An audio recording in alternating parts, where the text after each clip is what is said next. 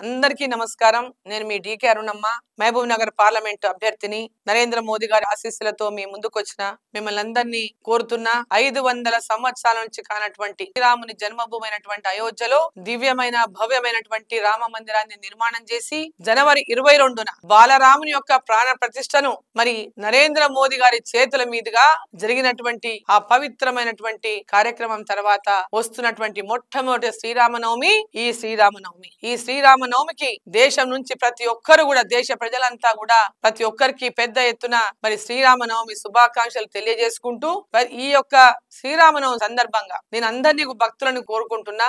ఆ శ్రీరామచంద్రుడి అక్షింతలు, అయోధ్య శ్రీరాముడి యొక్క అక్షింతలు ప్రతి ఇంటికి ఏ విధంగానైతే మనని ఆ అక్షింతలు శ్రీరామచంద్రుడు పంపించి ఆశీర్వదించారో ఆ ఆశీర్వాదం ఆ కార్యక్రమాన్ని అయోధ్యలో ఆ దివ్యమైనటువంటి భవ్యమైనటువంటి రామ మందిరంలో బాలరాముని యొక్క ప్రాణ ప్రతిష్ఠ జరిగినటువంటి ఆ యొక్క కార్యక్రమాన్ని మరోసారి గుర్తు చేసుకుంటూ చూసి తరించిపోయినటువంటి ఆ కార్యక్రమాన్ని మరి ఆ యొక్క ఆశీర్వాదాన్ని మనకు అందించినటువంటి నరేంద్ర మోదీ గారికి మనందరం కూడా మరి ఈ సందర్భంగా ఆశీర్వాదాన్ని అందించాలని, నరేంద్ర మోదీ గారి యొక్క విజయానికి మనందరం కూడా శ్రీరామచంద్రుణ్ణి మరి ప్రార్థించాలని చెప్పి కోరుకుంటూ శ్రీరామనవమి సందర్భంగా ప్రతి ఒక్కరికి కూడా హృదయపూర్వక శుభాకాంక్షలు తెలియజేస్తా ఉన్నా.